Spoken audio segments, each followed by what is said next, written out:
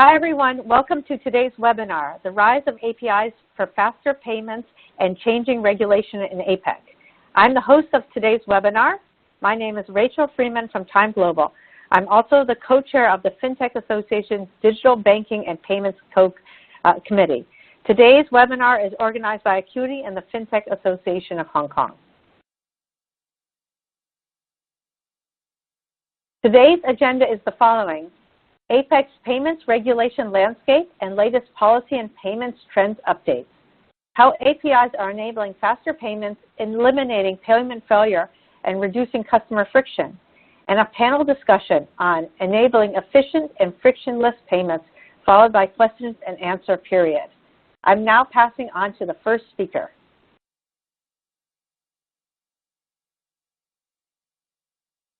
So my name is Mark Bradbury. I'm Global Head of Payment Products for Accuity. Previous to that, I was founder and CEO of Apply Financial, which was acquired by Accuity earlier this year. And Apply Financial is one of the first companies in the world to provide APIs for payment validation. So I'm going to talk to you today about APIs, how banks and other types of payment companies are using APIs to enable faster payments, straight-through processing, eliminating failure, and improving the customer journey. Let's just take a quick look at open banking initiatives, which is a big part of the API infrastructure. 50 countries now have open banking initiatives. There are 250 plus mobile banks existing around the world, which are heavy users of APIs. And over 2 million people now are using open banking applications in the UK as an example. So it's definitely a fast-growing marketplace. And what are we trying to solve with APIs? APIs are there to reduce the friction and improve retention rates. It's also there to help fill the gaps where data is incomplete and where data is missing or out of date. And it's also there to remove manual processes which can lead to further human data error and inefficiencies. So, what are the pain points? The first pain point we're going to look at is friction.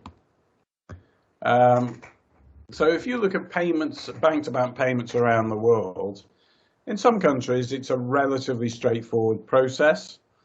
IBAN countries, for instance.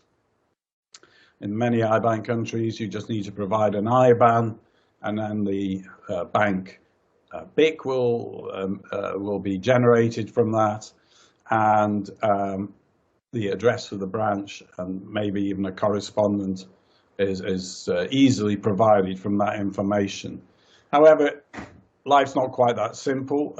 Payments vary, payment requirements vary country to country, and you're probably aware that over 100 countries around the world have additional requirements called purpose of payment codes, and in some cases there are 2 purpose of payment codes required, a primary and a secondary. Also, some countries and banks are very, very strict about the message requirements to straight-through process of payment, and in particular, the banks are very strict about the correspondent that may be used for that payment. So you have to make sure all this is correct, and also the format of the bank accounts, maybe other pieces of information like tax codes.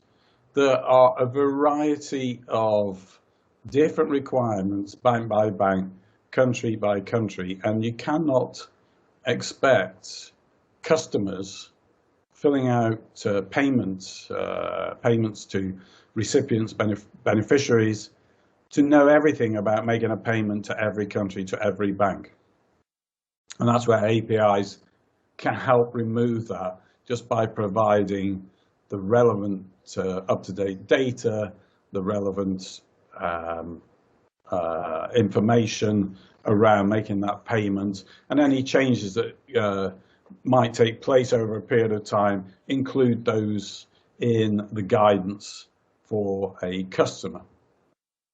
And if you look at some of the better known providers of APIs into the payment flows, you've got Go Cardless, a very big UK-based company that now cover many parts of the world, with a direct debit application which streamlines the whole process of suppliers getting paid, companies getting paid by customers through an API. Currency Cloud, another well-known provider of payment solutions, embed their API into a number of well-known financial institutions, payment solutions, allowing customers to make very cost-effective and speedy foreign exchange transactions. And as part of that process, they have validation baked into the solution using an API. And then there's Twilio, who give you customer support. I also just like to mention that, as well as the payment process being, the friction being removed by using APIs, there are other areas that banks are looking at to help the whole customer experience, and that's knowing the customer better is one example. Having a single point of contact for that customer, understanding that customer's relationship with the bank or the institution or the foreign exchange company. And there are companies like Trade.io who've built very, very interesting API hub solutions to plug together multiple CRM systems to provide a single view of a customer. Pain point number 2, data is incomplete and contains errors. So the 2 main reasons for payments failing are data error via the data being out of date or incomplete, and human error, sometimes known as fat finger syndrome, where people are in a rush, they key in the information incorrectly, or they read maybe a handwritten note with the incorrect information. And 1 in 8 payments fail because of these types of errors. And it's very, very frustrating for the processors, who have to then go back to the customer and say, you know, your payment has failed, you need to check the information. And it's frustrating for the sender and the receiver, because it could be detrimental to a good buyer-supplier relationship. So all these different sort of quantifiable and non-quantifiable costs are incurred by a failed payment. So using an API to validate the data, keep that data up to date, and to assist the customer in inputting the data so that it removes human error, can help save the fees of Hong Kong $500 per failed payment, which is quite significant if you think that 1 in 8 payments have this error. So if they were not checked and completed correctly using an API, then the costs to a company that has 100,000 payments a year, that's 8,000 failed payments, that's a big cost. 9% of beneficiary accounts contain human errors when entered initially. And that's, again, this is the stress factor. Perhaps you're trying to enter it quickly, or you're reading it from somewhere and you type in incorrectly what you have read. And as you can see here, it's very easy, even with an IBAN, particularly with an IBAN, because of the length of the account number, to just put one incorrect either alpha or numeric part of the IBAN in, and then suddenly the payment will fail, and it won't create the correct bit code, it won't give you the correct address. A lot of things can go wrong just with a single digit entry. So if you think about APIs and how they can use and improve the straight-through process, let's look at other examples apart from data validation APIs. So UPS is a very good example of how APIs work. I also like to think of postcodes, address APIs when you go to put in your address in an e-commerce site, and it prompts you to get that correct and then to pick the correct house. And also if you look at companies like XC out of UK who give you FX, foreign exchange rates, as an API. So all these different types of API deliveries make it much easier for the customer and provide a much better customer experience.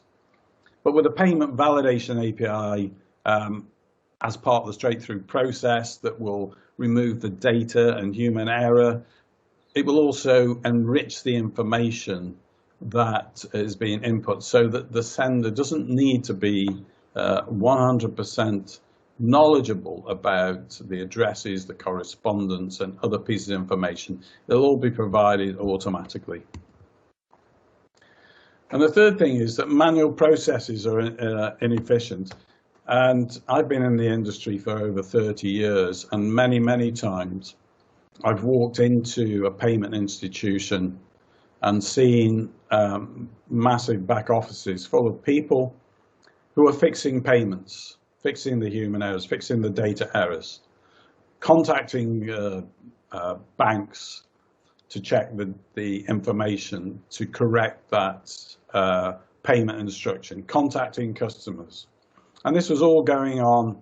This is quite commonplace to have hundreds of people in back offices prior to the automation of payment validation using APIs.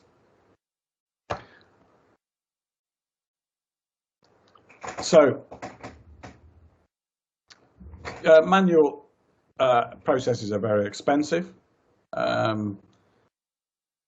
If you think about a normal payment setup, cross-border, customer sets up the payments, the payment fails, it then goes to a back office. As I said earlier, the back office has to fix that payment by making phone calls or emails, and then they resend the payment.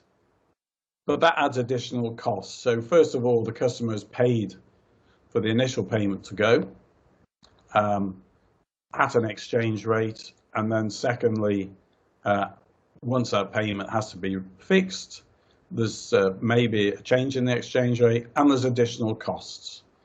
So manual process is not just costly internally for the bank or for the payment institution, they're also expensive for the sender. And as I said earlier, if the money doesn't arrive on time to the beneficiary, this could also have a detrimental effect on the relationship between sender and receiver. So what makes a good payment validation API? A good payment validation API will guide the customer through the process. So as I said earlier,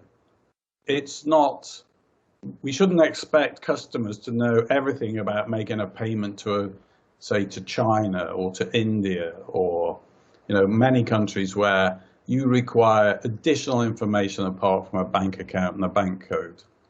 So the API validation service should provide that customer with guidance. What should an account number look like? What length? What structure? What is the bank code? If it's India, for instance, what is an IFSC code? Which purpose of payment codes do I need to choose? And do you have those purpose of payment codes? All these different elements of a payment instruction that will make up the SWIFT payment, the MT103, need to be explained in a language that is understandable by the sender. And where possible, it also needs to be able to enrich that information to make sure that all the addresses are filled in correctly and everything else is entered correctly. And certain elements of entering a beneficiary detail will alert the API to enrich that information to make sure everything is correct. So in this world that we now live in of faster payments, of open banking, increasing use of mobiles, the use of APIs has become very much the norm. And as far as payment validation APIs are concerned, they've become incredibly sophisticated now. And the reason for that is because we have to be able to validate payments in real time to be able to respond to the needs of the current payment landscape. And what is it that we do with those APIs? Just in summary, we eliminate the back office manual processes that we talked about during this presentation. We eliminate the customer friction, so we give a much better customer experience for people. We guide them through a process that they might never have been through before and make it simple to use. And we can cleanse all that information that was provided by customers and enrich the data. So, and importantly, all this is done at point of capture. And that is what makes APIs so powerful. It's the ability to put the tools for payments and other parts of the relationship right at the front where the customer is interacting with the payments portal. Hello, my name is John Ryan. I'm the Director General of Emerging Payments Association Asia. And I'm here today to talk to you about payment regulations, updates and trends. Thank you to Accuity and FinTech Hong Kong for putting on today's event. In terms of topics that I would like to cover today, I'd like to give you some background about Emerging Payments Association and why we're relevant to this particular topic and what we do, some background. Then we'd like to look at some of the regulatory models that are in place that we've uncovered during our research, and also look at the trends where the regulators are focusing. And finally, towards the end of our presentation, then we'll look at some details from the open banking report that we conducted this year during 2020 and we delivered into APAC. In terms of the Emerging Payments Association of Asia, we are the leading trade association for the payments industry pan-Asia. We have a mission or a vision to improve the lives of everyone through payments, and we look to create a unified voice for the payment industry. We're a member-based association, and we run events and projects. And it's through these events that lead into the projects that we come together and collaborate. And it's relevant to note that all of our projects are focused on creating outcomes that are delivered to the tables of the regulators. So we look to have an impact. Two particular project examples I'd like to focus on that we're working on. One is the regulations project. In the regulations project, we monitor payment regulations across APAC. We are also building an AI-based payments tracker so that we can actually monitor the changes at the regulator level as part of the regulations, and also the impacts in a standardized format so we can see them in a dashboard, what's actually happening. And that gives us the focus for what we want to look at or what we need to look at in a membership organization on a collaborative basis. We also have a regulator engagement program where we look to reach out to regulators and discuss and collaborate with them in terms of providing examples of best practice across the region and also assisting in what trends are happening in the region. The Open Banking Report is another key project that we've been working on. During 2020, in February 2020, we launched this report at APAC, which is the APAC Business Advisory Council in Sydney. Where then in October 2020, APAC adopted the interoperability policy to go forward looking at bringing open banking or open data to the APAC countries. Next year, we do also have a forward-looking to look at standardization of APIs through a POC with the APAC group as well.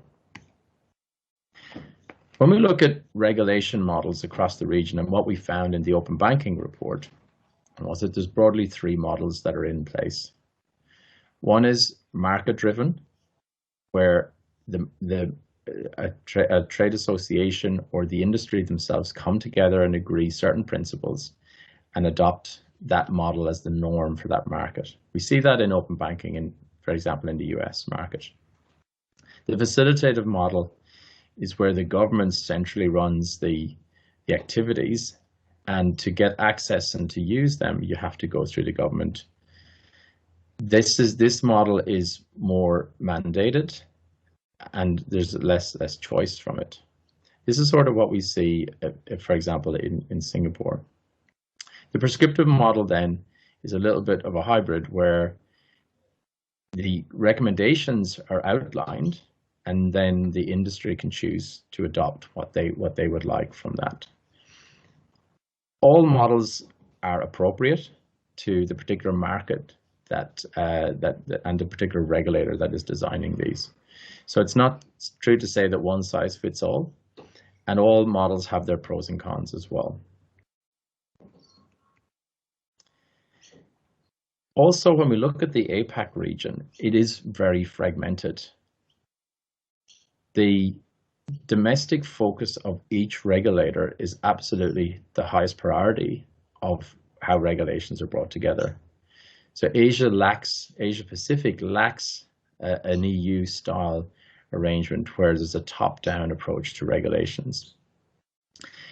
This can lead to a lack of standards across the region, and that is often an opportunity for corporations or others to take advantage of that gap and to create ad hoc or more bespoke standards that are used on a bilateral relationship basis.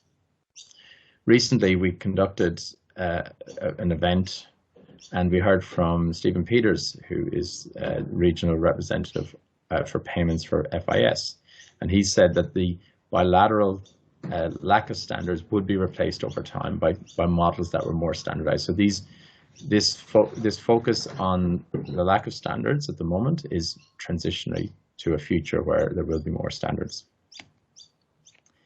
The regulation trends that we see across the region are in fact global.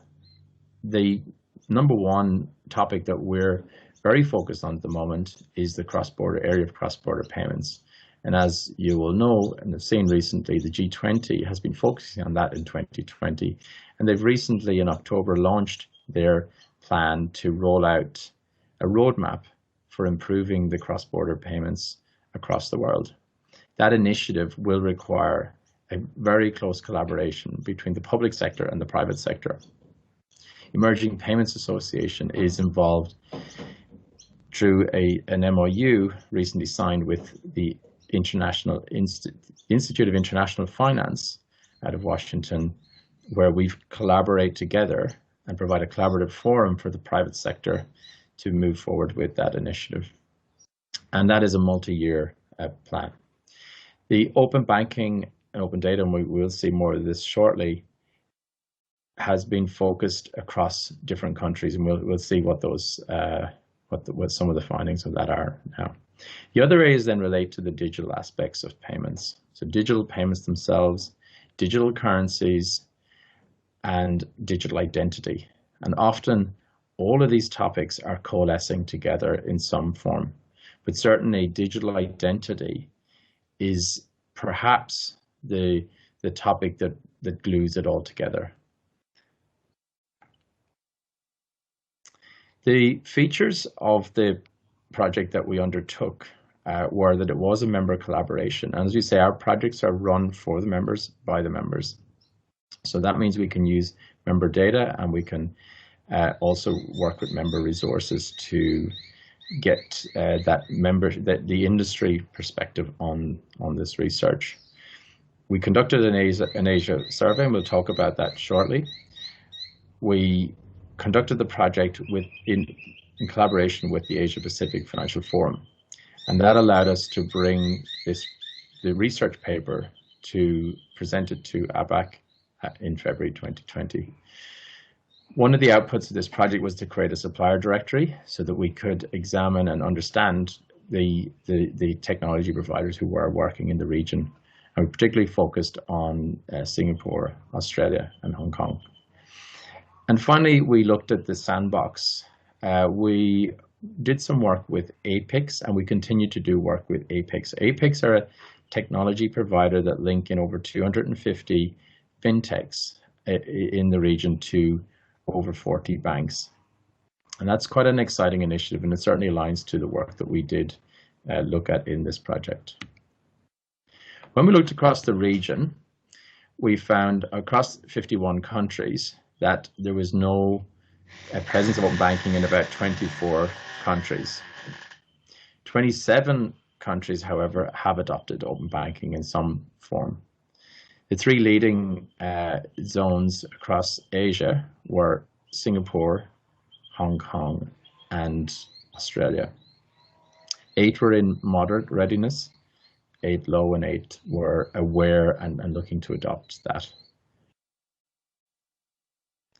If we look at some of the key countries, we can see across the different categories who the chief regulators are, what type of frameworks and tools and playbooks they had in place, what would the compliance for the regulatory work, and whether it was voluntary or mandatory, and then the actual standards that have been applied. And as we can see, applying standards has been, to date, the gap or the lower priority of these projects. So what we're seeing in the open banking is that it's about implementing it, it's about getting it up and running, it's about getting access to the banks, the banking data, or the data of other entities if appropriate, and getting that ready and up and running. But we have not seen a level of significant standardization, and hopefully that's where we are heading now in the next phase of these projects. In terms of some of the survey results, we looked at whether open banking actually helped inclusion, and we found that over 70% said it did. And that's appropriate because when you provide, as we've seen in many developing countries, when you provide mobile technology and integrate that with payments, it can be a real enabler to change. Similarly, we asked about open banking bringing value to the payments industry, and again, there was a great belief that that is the case, that this really lifts the game and connects. The connection is quite a great enabler to more success in the payments industry. We examined the regulators' involvement, and it was broadly accepted that the regulator is relevant, is very relevant to achieving success in terms of open banking. Whether it's in the models, the facilitated models or the prescriptive models, the regulator plays a very big role, perhaps less so in the market-driven approach. The extent that the regulators are actually working appropriately was confirmed also, that the regulators, over 60% of people thought the regulators were doing enough in this project. So to conclude, what we saw in the report was that there is a great need across the fragmented region of Asia Pacific that regulators need to lead and come together. They need to learn from what's happening in each of the developed markets to understand what they should be implementing in the lesser developed markets.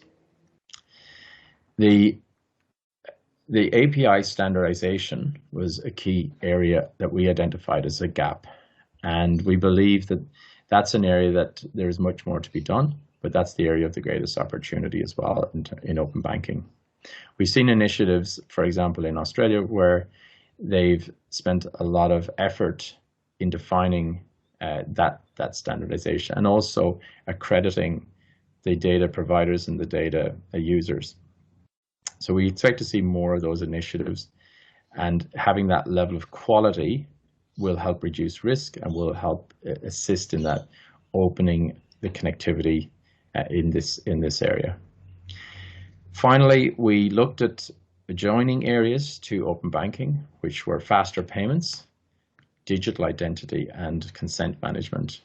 We see these areas as being big enablers and really critical to the open banking component working successfully. So that's the presentation for now, and I'll pass it back to. Hi, my name is Rachel Freeman, and I'm the Chief Growth Officer of Time. Time is a digital banking network, and our first digital bank is in South Africa called Time Bank. We're really happy because today we hit 2.5 million customers, and payments has been a big part of what we do. One of the unique parts of Time is that we issue debit cards in grocery stores in under 3 minutes, and then our customers can start doing cash in, cash out at the cash register, at the till point. And this has been really an interesting new development for the underserved in South Africa, and why we have done so well in that market. We're now looking at Asia, and we will be bringing the same type of payments infrastructure that we have in South Africa in the grocery stores with the till points.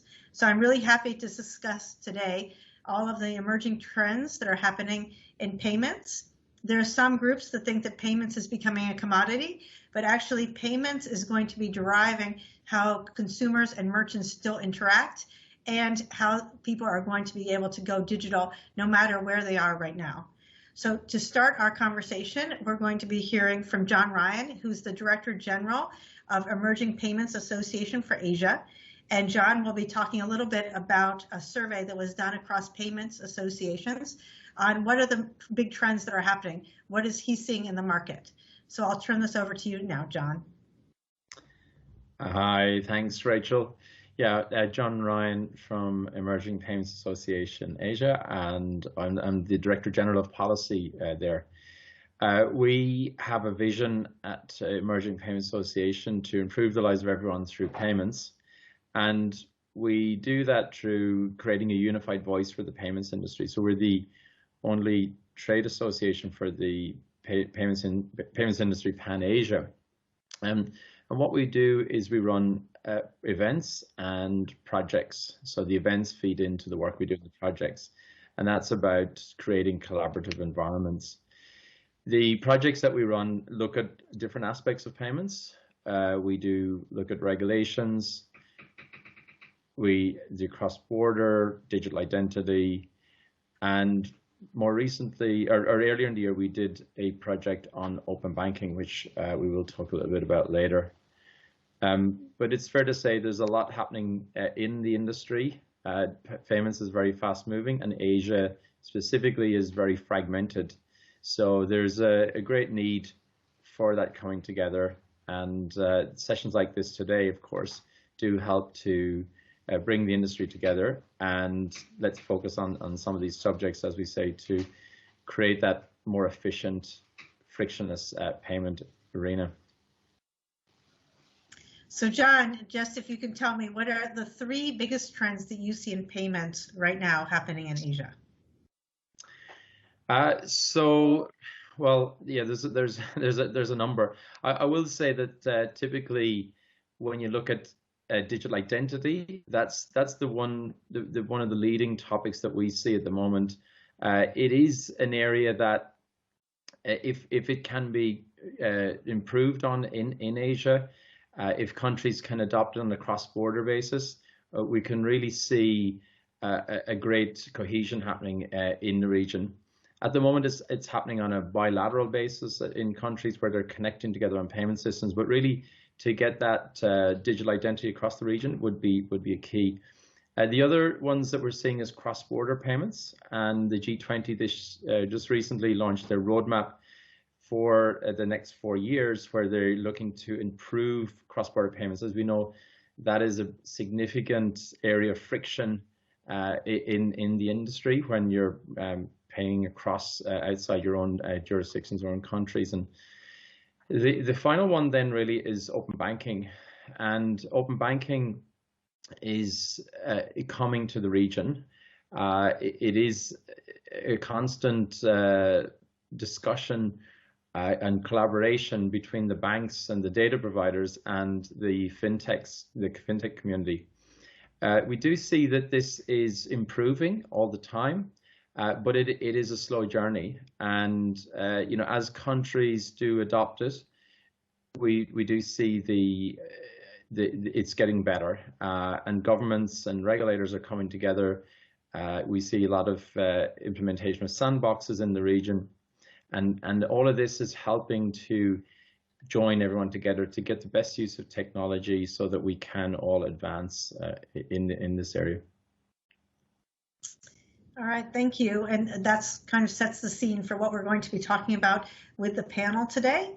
So we have here Jenny Chung, who's the head of product for Visa Hong Kong, Macau, and Taiwan, and Mark Bradbury, who's the head of payments for Accuity. So let's turn this first to Jenny. Could you just briefly introduce yourselves and talk a little bit about what you're doing in terms of payments at Visa to push out the market?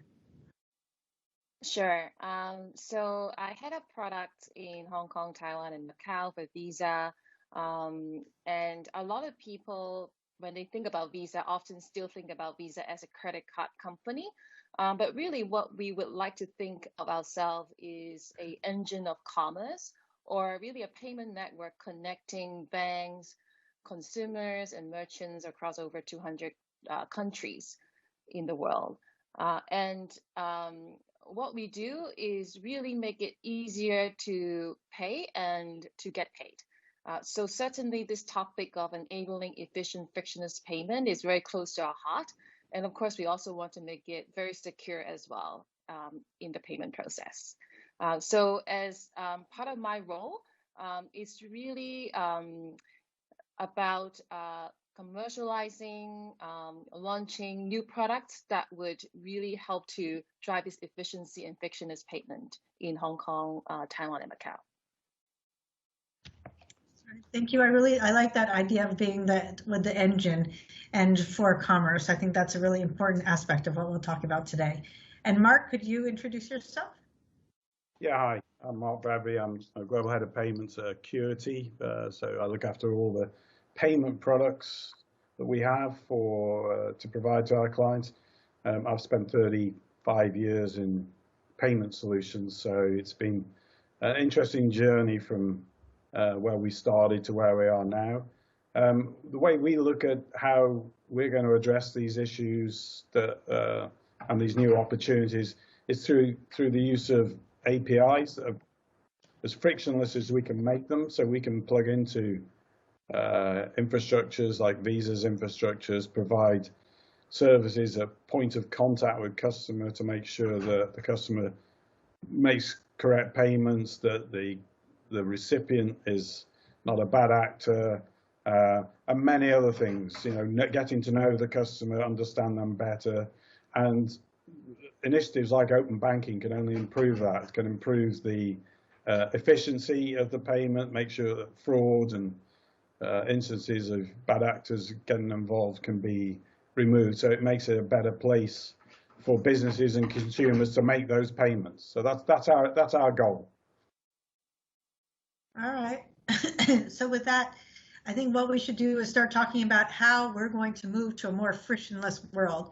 So right now, still across Asia, about 80 to 90% of payments are still done in cash and not digitally. But the goal is in all of the different countries to move to more digital payments. So Jenny, you recently released a white paper at Visa talking about going beyond cards and a more digital experience. How are we going to move merchants and consumers from cash and their traditional habits right now to that more digital life? Yeah, so I think you must be talking about the Network of Network white paper released by Visa. Not my personal work, but certainly a very good white paper by Visa. So really, yes, the foundation of Visa as a company is really built on top of, what we call VisaNet, right? It's the network connecting banks around the world. We authorize, process, settle payments. But of course, we understand nowadays paying with a plastic card is really just one of the many ways to initiate a transaction. And depending on the use case, consumer prefer different ways to pay. And that makes sense, right? Like if you are catching a train in the morning, you want to be, very quickly get it over and done with. You want to do a tap and pay probably with your card or with your wallet. But if you are, let's say, in a restaurant and you're ordering at a table or you're parking, probably make more sense to scan a QR and it kind of bring up a merchant app and you can pay in the app, right? Those are completely different user experience, but they kind of serve the purpose. So what our view is, whatever is the most convenient form factor for the consumer, Visa want to support it, and it doesn't have to be a card. And this may mean that we have to find new and more secure way to connect all these new form factors to VisaNet, right? Or it may even mean that perhaps we cannot just connect directly to VisaNet. We may have to go through our partners network first. We may have to go through other payment rails. If it is the most efficient way at the end of the day to move money from point A to point B, then that's what we would like to do. So the vision, the Visa network of network strategy, and kind of the white paper that you mentioned. So it seems like consumers are really trying to move, particularly in very developed markets, into the most efficient way to pay. But on the other hand, it's really the merchant who decides how, or the entity decides how that payment's going to work. So I may want to just tap, but if the merchant doesn't have it, I can't use it. So Mark, how are you working with companies and merchants to actually get them to start to adopt new mechanisms? Yeah, so the choice of ways of making payments is growing. So it's not shrinking. You rightly say it's got to be for the retailer, whether it be online or in a store. You've got to provide as many solutions as possible in the most efficient manner, so that the customer can make that payment. So we're seeing that, thanks to the likes of Visa and FinTechs coming along, that they're providing a totally seamless, embedded experience into the shopping experience. You've probably heard the term, people abandoning carts. I mean, it happens just the same in a shop as it does in a digital environment, that people, because if you can't make the payment easy for them or efficient, they're not going to do it. And also we're seeing, the ability at point of sale to be able to spread the payments. So it's not just paying outright for a good or a service in one go. You can spread it over multiple payments. So all these are providing challenges, because at the end of the day, the money that's been sent has to get to the place that it's meant to arrive at. And so multiple choices has multiple challenges for the likes of the banks, for Visa, and for people like us who are providing the ability to validate the existence of a person, their account, and the details of the recipient. So it's a good thing, but it's providing a big challenge. And my own belief is that the advent of open APIs through open banking and other types of open APIs out in the marketplace will help improve the experience at point of contact with the customer. So we're seeing some corporates actually move ahead and start to use and have more choice, and thus using open APIs from payment service providers to do these new alternative mechanisms. So one is online marketplaces. And I think you were just referring, when you said about spread out payments, to some of the new things happening with buy now, pay later products, which is a big trend globally right now. So what types of issues do you think will occur? Like, how can marketplaces really take advantage of the new mechanisms and also prevent fraud and other types of bad actors you referred to not come on the site? So I think the thing with corporates and marketplaces is that they come from a slight slightly disadvantaged legacy of ERP systems that are quite closed. So the ability to store, share, and make decisions around customers has been the big challenge for them in marketplaces.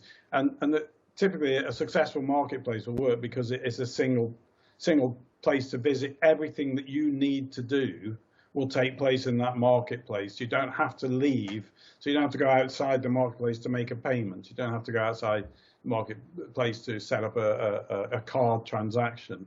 And you can see now that there are a number of players out there that started off as marketplace players who now call themselves payment companies.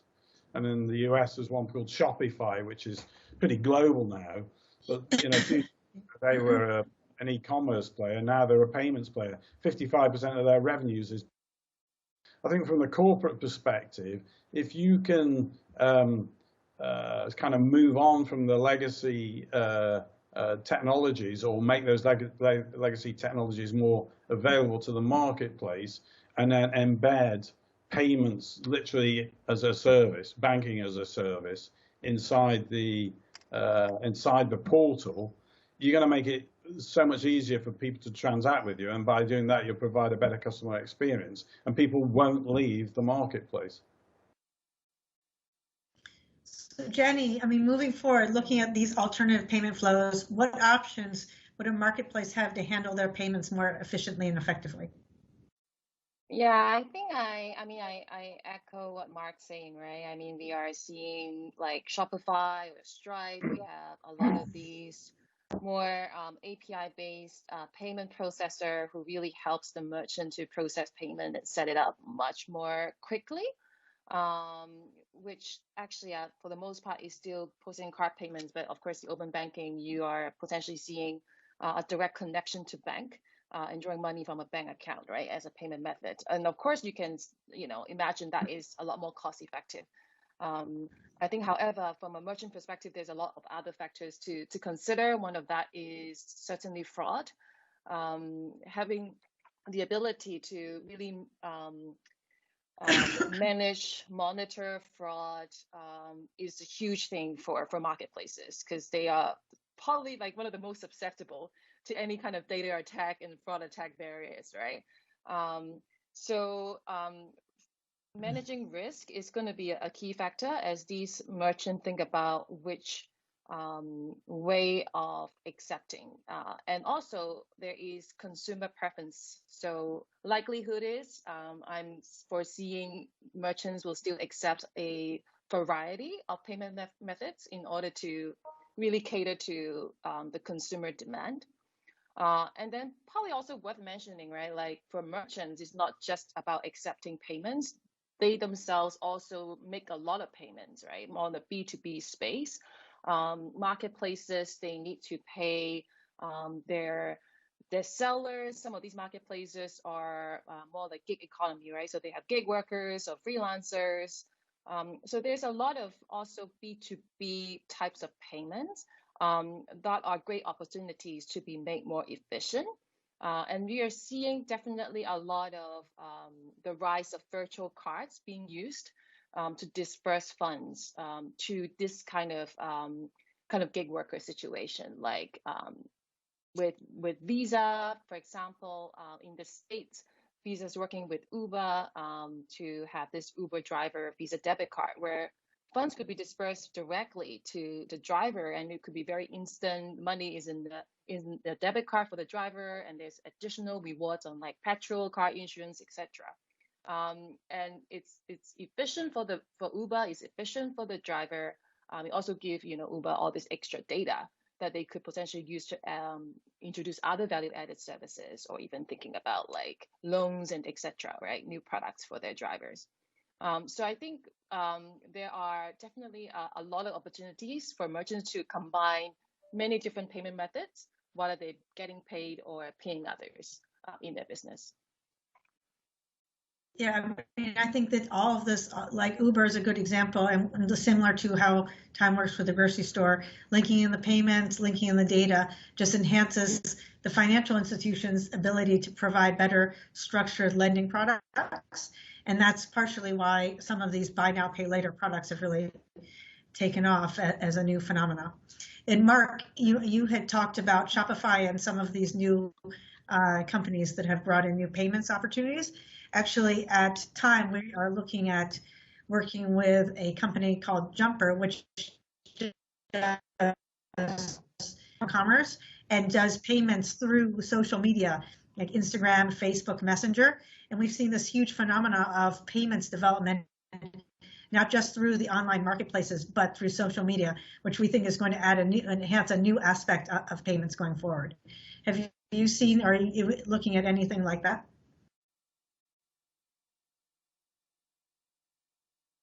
Does help if you switch your mic on. I think you look at it's a generational thing. So if you're used to using social media for a lot of what you do, then you'll want to make payments through the same rails. So again, it's about staying within the same environment that you feel comfortable with. So there's no problem with payments being provided through those different channels because they already are being provided. And I only see that increasing. I think there's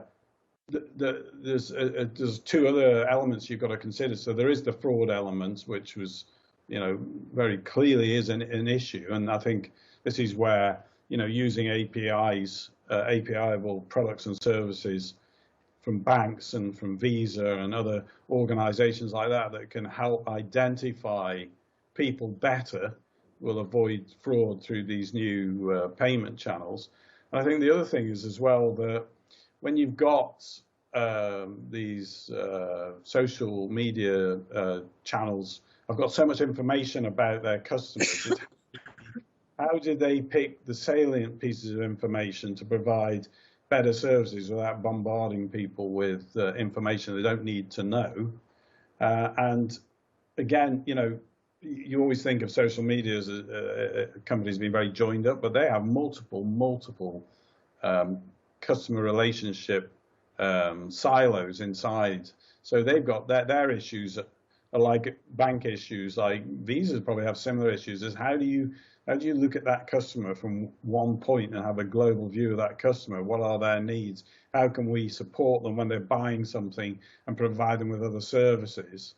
All these massive opportunities, but there are also technology issues that have got to be overcome.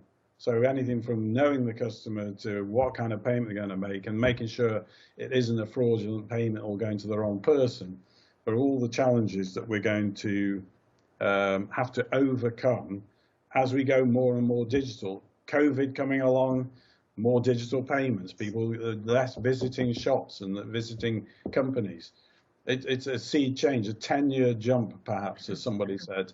Instead of in 6 months of lockdown, we've had a 10-year jump in digital transactions. So these are all interesting challenges that we've got to overcome.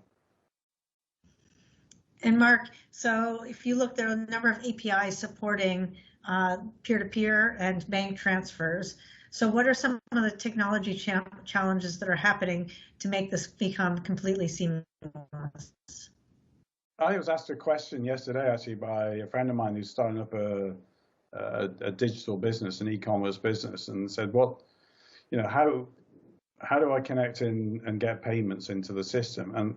And that actually it wasn't the fact that there was no options, it's the fact that there are so many options. So I think the challenge is the sort of aggregated services that will provide you with the ability to do different kinds of payments for your product. So a good example of that is in Europe is a company called Checkout.com. They aggregate pretty much any kind of payment service you want to have into and then plug it seamlessly into a solution. So people are getting more used to now doing also making payments direct to friends and so on, using peer-to-peer solutions, and there's a number of those doing extremely well in different markets. Not all of them are on traditional rails. A lot of them are using mobile channels because the internet historically in some countries wasn't brilliant, and also that they didn't have bank accounts, so the traditional sort of way of payments wasn't there. So it's not the challenge that there's plenty of opportunities out there. It's a question of how easy is it to integrate those different methods into the consumer product or the business product that you're trying to provide. That's the challenge. And I also think that because there are so many of them, there will be a consolidation process. So it will start to narrow down, and it will become very clear who the winners and losers are going to be in the payment marketplace over the next sort of 12 to 18 months. Yeah, I do think that there will be consolidation, and though there does seem to be in a number of different countries, like that one consumer wallet that's really just standing out, like for example, Wave Money in Myanmar or Bcash in Bangladesh, or as you talked about with WeChat, that it's really driving that wallet development. But it is quite an interesting phenomena. Though what's going to be also interesting, we think, at time is when all these countries start to have digital banks. How is that going to impact the wallet? So how has the launch of MOX, for example, in Hong Kong impacted PayMe at HSBC? There's a lot of interesting things that are going to be happening over the year, particularly as Philippines, Malaysia, and some other countries introduce their digital banking frameworks, which will enable some of the wallets to become digital banks and broaden out their product basis. So, John, it would be interesting to hear if you think about your association and what your members are saying. Where do you think that they're going to be taking those different members? Where are they going to be taking their businesses over this coming year?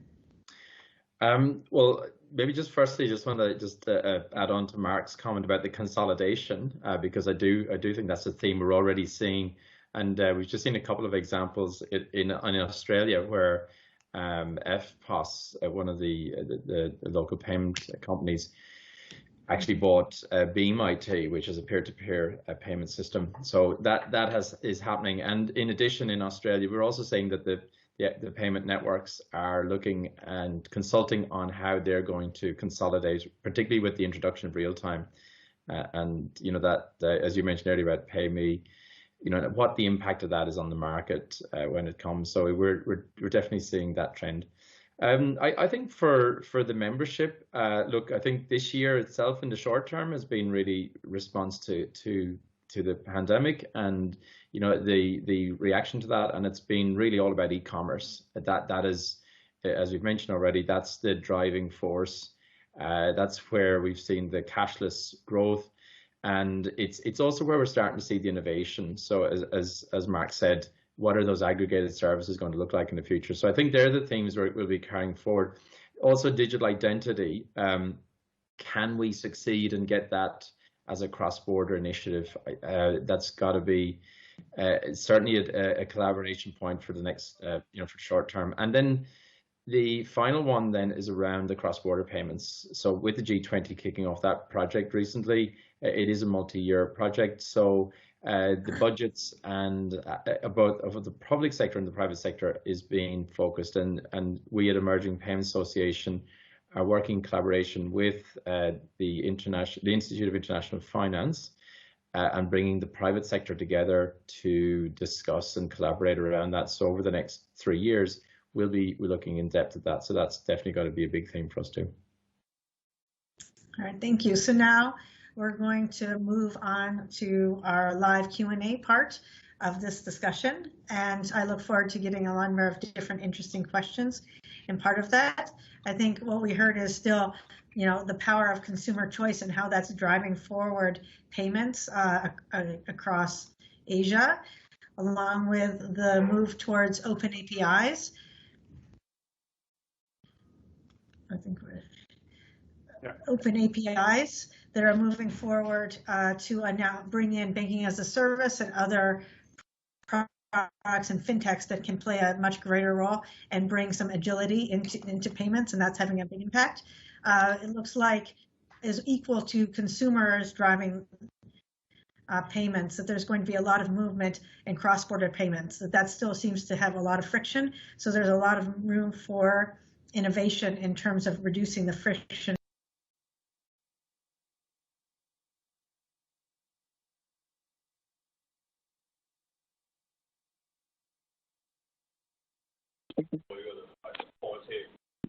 Hi, Mark.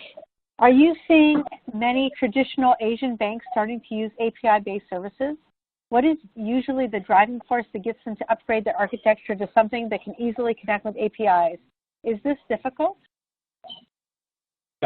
Well, we talk with pretty much all the banks in Asia across our sales team, and the main challenge for them is being driven by customer requirements. So digitizing channels to customers, whether it be private individuals or corporates, this is the challenge for them, to move away from building applications off their back office, but to actually providing solutions on mobile in particular and web browsers. And this leads them to looking at different types of APIs that will give them functionality so they can deliver these solutions a lot quicker than the traditional way of building out bank applications. So we're seeing that. We're getting a lot of people talking to us about how do they validate transactions, beneficiaries, SWIFT messages, and so on. How do they integrate that into their customer-facing solutions? So the answer to the question is yes, we see a lot of that activity now. It's very prevalent. Yeah, I actually think that there was something today in the news from Singapore talking about this and linking how you can see your customer can see a full full portfolio now due to APIs. So definitely things are moving forward in Asia. Jenny, what alternative payment rails do you see gaining in popularity for international payments? What benefits do these rails offer over traditional ones?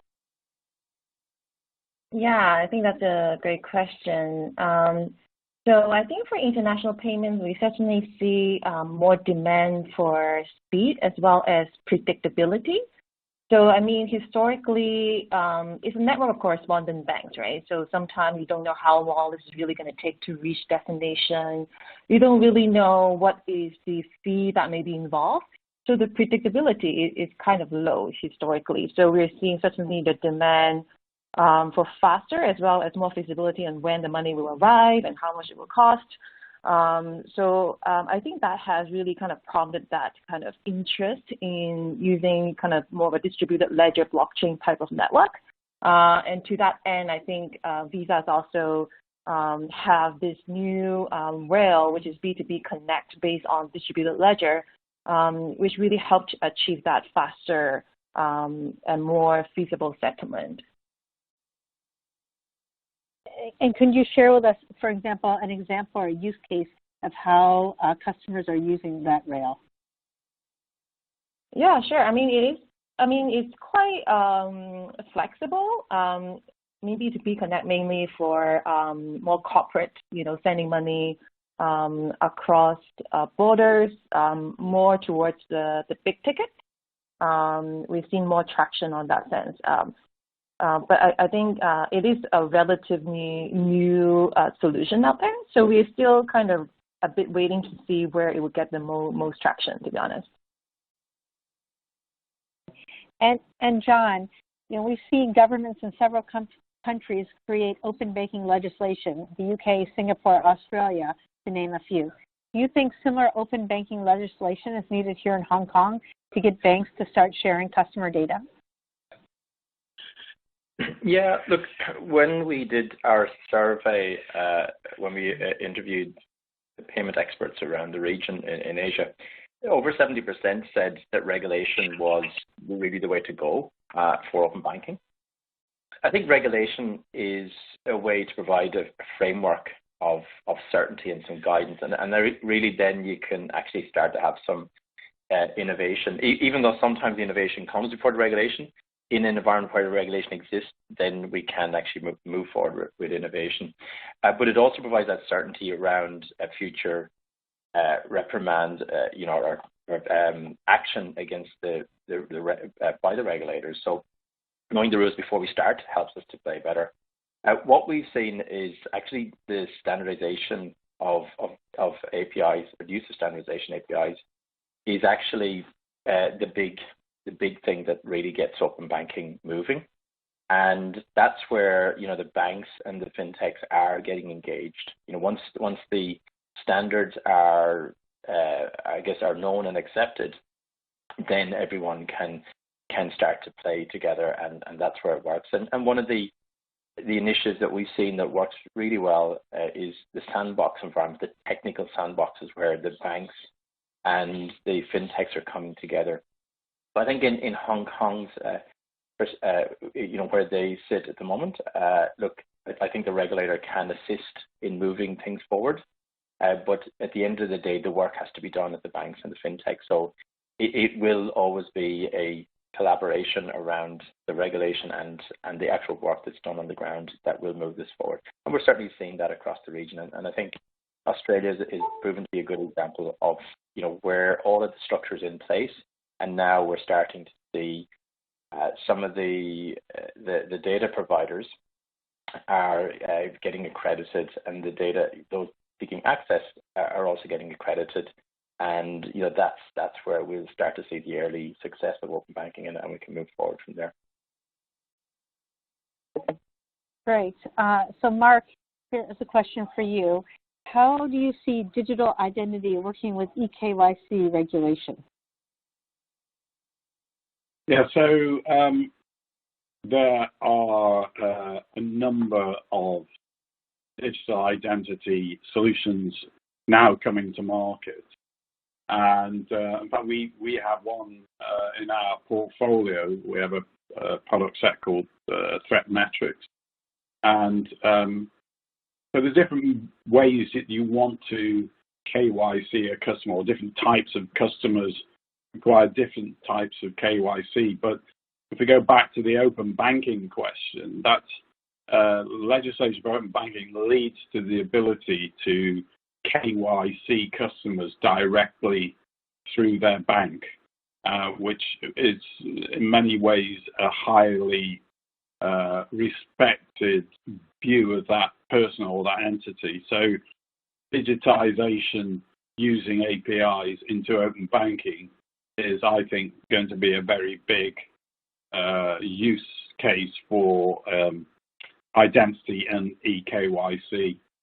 Apart from other things like, just being able to use digital identity for where you're located or which device you're on, and being able to check that. So there's lots of different ways of doing this, and in many cases you might need all of them. But I do see that digital identity is going to play a big part going forward in KYC.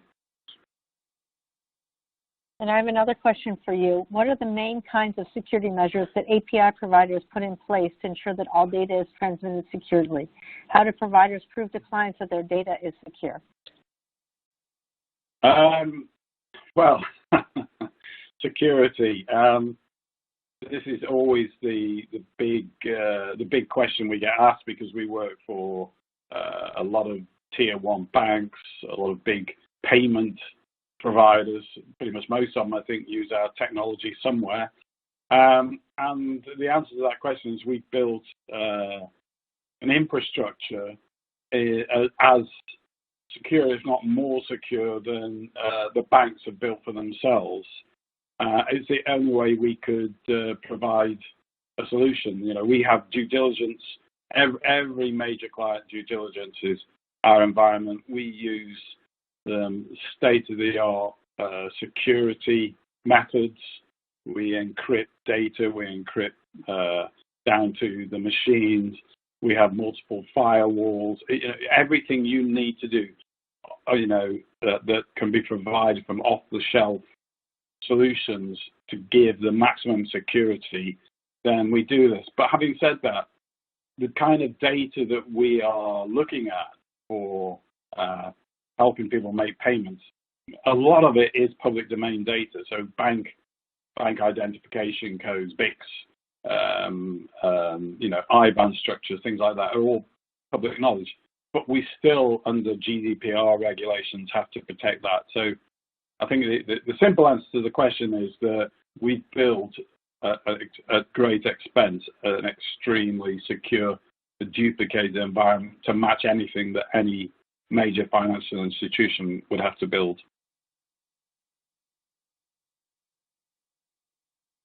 All right, well, I think that's a very clear answer. And what the final question is, are crypto exchanges or crypto banks a challenge to the old order of networks and banks? And I'm throwing us out to everyone who would like to answer this. I don't mind starting. Jenny, maybe I can. Oh, sorry. Yeah, Jenny, why don't you go ahead, Jenny? Right, because I represent older networks, maybe. I'm thinking as Visa. Older but successful network. Older but still very relevant, I have to say.